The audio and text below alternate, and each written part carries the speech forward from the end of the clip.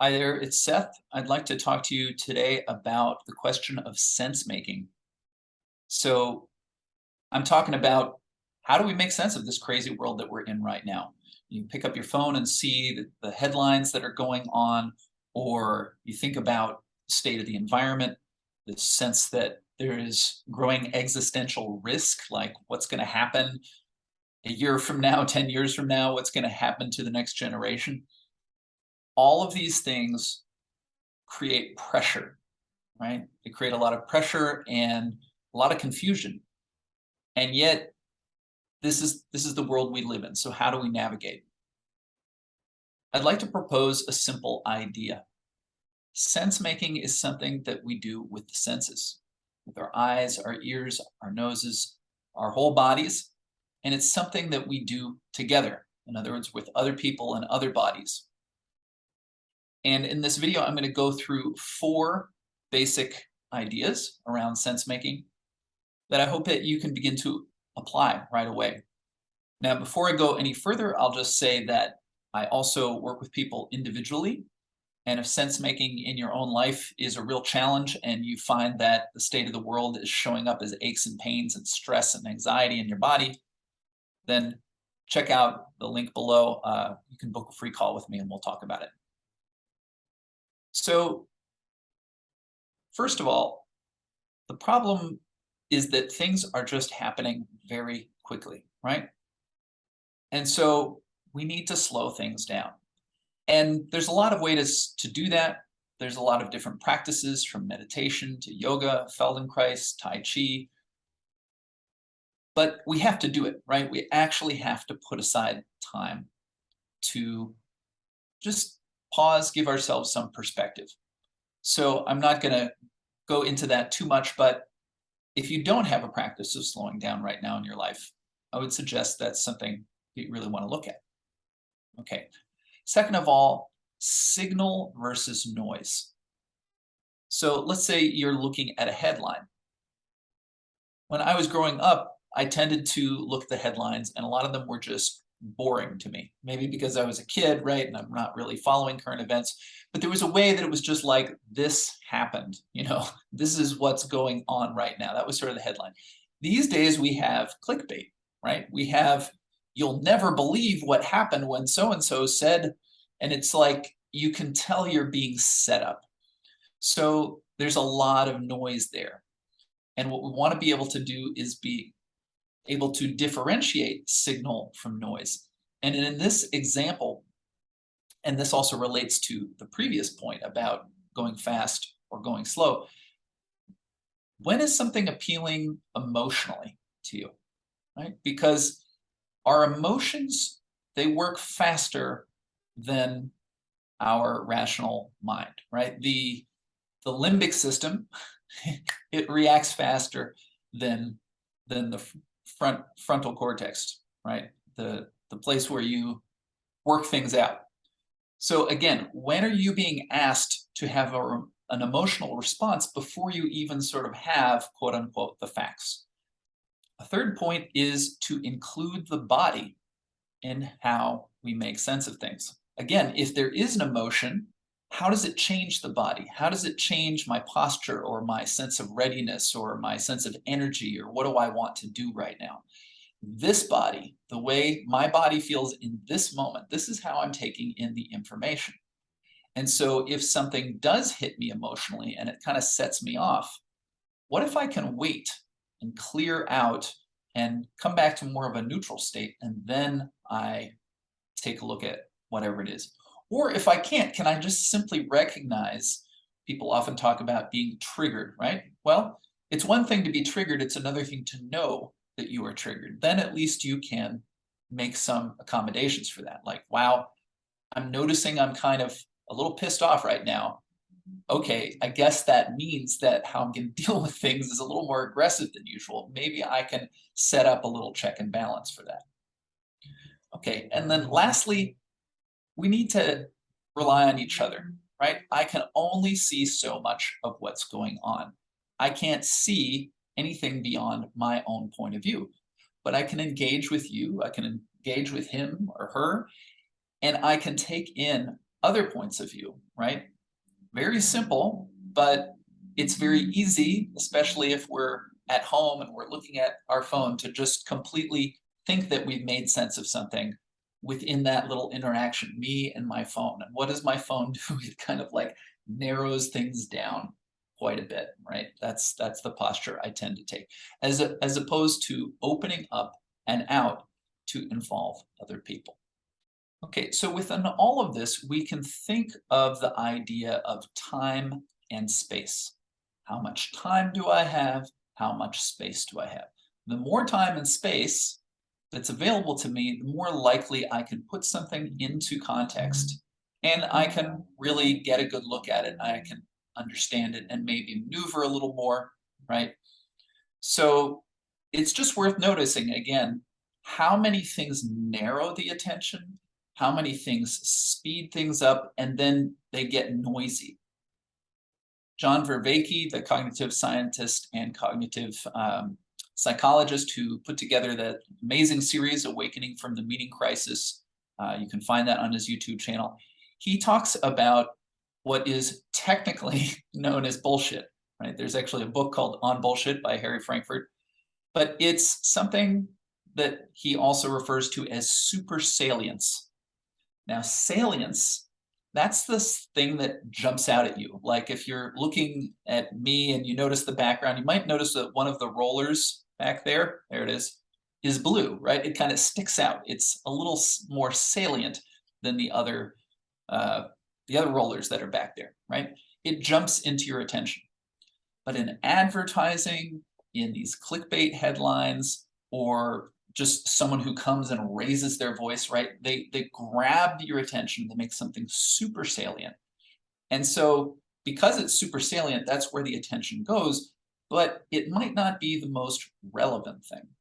So noticing salience versus super salience, and anything that is just a little too pumped up, the volume is turned a little too high, or it's a little too bright, right? Can we recognize that and step back and get a better sense of what's really relevant here?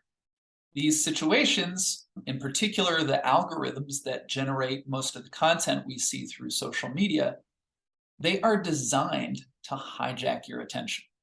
And another thing that we could say is that, generally speaking, they are driving towards outcomes or driving towards solutions, simple answers to often complex problems. So again, what should you think about this particular political situation? Well, it might be complex, but here's an expert and they're going to tell you kind of what to think. They're going to explain exactly why this is the way to see it, as opposed to leaving room for nuance, leaving room for ambiguity, leaving room for confusion. Of course, it is nice to get through confusion. It is nice to have clarity, but just noticing, when is something being presented as clearer than it really is? When are we being rushed to judgment? So as I said before, it's really helpful if you have a mindfulness practice, if you have some way of slowing yourself down, because frankly, our environment is going too fast and it's going faster and faster. Now, there's a lot of material out there around personal growth, coaching, different programs, and some people look at that and they say, well, that's a luxury, you know, for people who just want to kind of self-indulge. Well, there might be situations like that, but I would say that in today's world, mindfulness, personal growth, this is not a luxury. This is a necessity. And I'll give you 3 reasons why I think that. First of all, as I've been saying, we live in such a noisy environment right now, such a sped up environment. We need to know how to create peace and calm and quiet internally, even if the world all around us is noisy. Second of all, we need to be able to pick up greater detail. All this noise and all of this rush, it tends to dull the senses.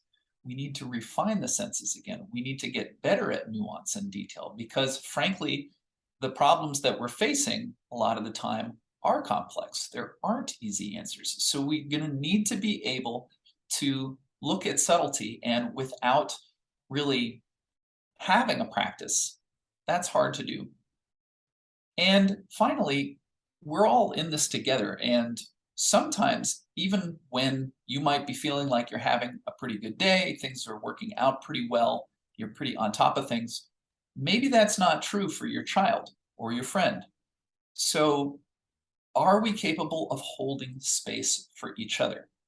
Again, having some kind of practice of mindfulness, of slowing ourselves down, is incredibly helpful in this respect as well. So again, we can use the senses to help us with our sense making.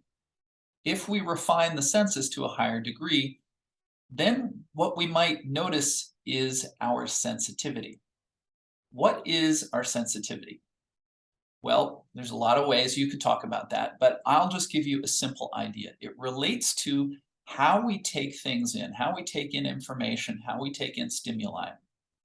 And that depends on how open or closed we are.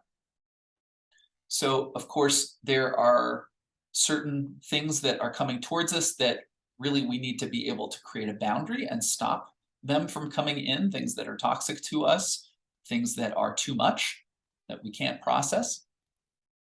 And at the same time, we can overdo that. We can be too closed down. We can be too shut in such a way that we can't allow in, for example, the experience of other people. And then that's going to really limit us.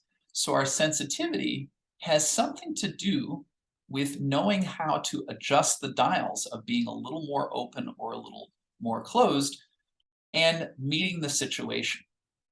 Now, let's look at how that can be quite specifically related to the senses. And let's look at your eyes, your ears, and your nose.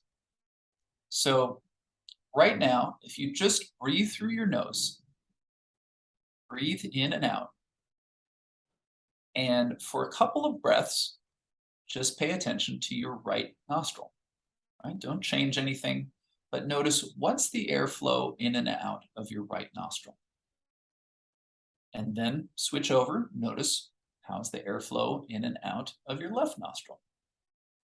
Now, it's pretty common for one nostril to be a little more closed, although maybe you're breathing nicely through both nostrils today, or maybe you're a little congested. But just notice that if one side is more open than the other, it changes the feeling, right? To be able to breathe or not is directly related to our sense of security and safety in a situation, not to mention our just basic physical comfort. Now, pay attention to your eyes. If you like, you could close your eyes softly for a moment, or you could just leave them open. But in either case, if you pay attention to one eye and then you pay attention to the other eye, you might ask yourself, which eye appears or feels to be more open? And there's probably a difference in the musculature around your two eyes. But then if you were to sort of close your eyes a little tighter, not too tight, but just close your eyes, do you sort of tend to squeeze one eye a little more forcefully shut? Okay, so there's maybe a difference in how open or closed your two eyes are, just as a sort of a default pattern, even if your eyes are open. And then finally, with your ears, listen and notice, do you feel like the sound comes in more easily to your left ear or your right ear? Do you notice a sense of, like, if you imagine that your ears were like mouths that could open or close, does one ear seem a little more open than the other? So the reason I bring this up is I'm just going to give you an example. Let's say that my right eye is a little more closed.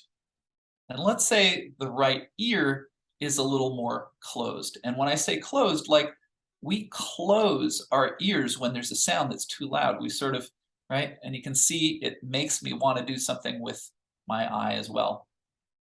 Well, if I'm going through the world, and I'm exaggerating here, but there is a way that this relationship between one ear, one eye being a little more closed, you can see it changes my posture. It changes, this is kind of the filter that I'm seeing the world through. So when we begin to notice that, then we're noticing something about how we're taking in the information. So you're probably not going to do this whole process we just did of self-observation throughout your day, but it's just worth noticing when you read the news, when a friend calls you up and tells you something that just happened to them today. Where do you open? Where do you close? If you find something's kind of like a little unsettling, you kind of, what do you do? Do you move away? Do you move, oh, you're interested, you move towards something, right? So this sense of attraction or repulsion. And this is changing our posture in relation to the world. It's changing how we're taking in information as well. Okay, so all of those things about how you take information, they're particular to you, and they may shape how you see things, how you think about them, right? Your whole past experience. But you're not an authority on everything, right? You're just an authority on your own experience. And when it comes to collective problems, we really need to know, what do other people think, including sometimes we're going to be flat out wrong because frankly, we swallowed the BS of some kind of message that we got where something was made super salient to us. And we really don't have a valuable perspective at all. And we need to bounce our ideas off someone else. And frankly, they're going to call us on our BS from time to time, or they're going to add a little more nuance that we didn't have. Now, part of what I'm saying is just like, be with other people, talk with other people. But when we understand what we're doing, we can be a little more deliberate about this. So when we're talking, you could say what we're doing is we're making something that's invisible, our thoughts in our head, audible, right? These words that are coming out of my mouth, they're my thoughts, which you couldn't have known until I brought them out into the world with my voice. So being aware that when we speak to each other, we're really revealing our inner worlds. And how do we do that in such a way that we can reveal it as clearly as possible? Now, one thing is to actually refer back to what we were just talking about and use the senses to tell someone not only your opinion, but what you feel like, oh, wow, when I heard that, like I got butterflies in my stomach, or that made me tense up, or wow, when I heard that, I was able to really take a breath, right? Sharing your bodily experience in dialogue helps another person kind of feel into their body in a new way. And they also begin to find out, oh, this is the impact this is having on you. Not simply like, what are the propositions that you have to share with me, but, oh, that made you a little uncomfortable, or you found that funny. Huh, that's interesting. This kind of information really deepens the exchange of information that we're having. Also, when we speak, what we're saying is one thing on the surface, but below, or if you like, between the spaces of the words, we're revealing a lot more. And something we can do for each other is tell each other what we're getting that's beyond what's being said. So again, let's use the news of the day, right? You're talking about it with your friend. They're upset maybe, and they are telling you why they're upset. And what you're noticing is, oh, that's a principle for you. That's one of your deepest values that you're just discussing. You're really drawn to truth. And when you feel that people are being dishonest, it really, really angers you. And you try to really live your life with a high degree of integrity, right? Those kinds of things. And then to say that is to allow the person to feel that they have really been seen and heard. And that's something that can help us open up, right? So we were talking before about closing down. How do we open up, and how do we open up each other? It's by allowing for the experience of really being seen and heard. And we can do this together by noticing what we have in common. And whatever our opinions are, even if you vote for one person and I vote for another, we're both human.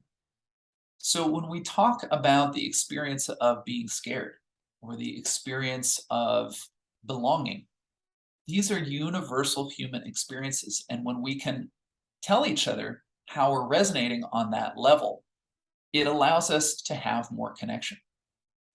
And it's just worth saying this is the exact opposite of speaking in order to win an argument, in order to get your point across. There may be a time and place for that in certain situations, but for the most part, we overdo it. And again, that is what our popular media and culture tends to push on us in such a way that is way beyond what is healthy. We need to slow down, look at each other in the eye, do our best to open and find out what we have in common. And then we can share our differences without actually getting into an argument so that we can pause and look at them together. And then we have a little more chance of making sense of something rather than just staying with that narrow point of view where there's one way and I need to argue for that position and I can't even see any other positions. Okay, so lastly, what are some of the things that we can look for, whether we're just taking in a piece of media on our own or when we're in conversation with others? What are some of the ways that sense making shows up in the senses? Does it resonate? Here's something, does it resonate or does it fall flat? Right? Just noticing that before you go into the theory behind it. As I said before, when you hear something, do you get a sense of it makes you want to open up or does it make you want to close down? How is your tempo affected? Do you feel like things are getting faster or does something come to you and allows you to slow down? What feels heavy? What really weighs you down? And what are things that make you feel lighter? Right? So your sense of even your ability to be upright, that can change in different situations, can change moment by moment as we take information in. And finally, and this is really kind of key to all of this, is your attention. What is the size of your attention? Does it narrow down to a point or can it expand? And insight, that's something that opens the attention, right? Thinking that we've got the answer, that's something that narrows it down. Now, maybe there are situations where we kind of figure out the answer to a problem. But again, like if I think I have the answer, but someone over here isn't clear, am I spacious enough that I can and be in dialogue with them so I can show them what seems clear to me without being so narrowed down that I can't see the person I'm with. I can only see this thing that I'm driving at. Lastly, it would seem that we are not going to be in favor of the things that speed us up or that narrow down our attention or they feel heavy or they feel dissonant. But even with that, it's worth adding one more question. Is it the outside information that is speeding me up, that's making me feel heavy? Or is it something that I bring to the table ahead of time? Is it my own experience, my own habits, my own kind of emotional tendencies, let's say? Is it just something that's unfamiliar with me that I don't know how to deal with because I haven't seen it before? So if I can slow down and get curious, well, maybe I'll just confirm my initial impression of something. But maybe with a little more time and maybe with other people that I enter into dialogue with, I can notice that it's possible to be with this information that I didn't like so much the first time, but when I'm with others, I can be a little more spacious. I can be a little more slowed down. So that's some thoughts on sense making and the senses. I hope you found it useful.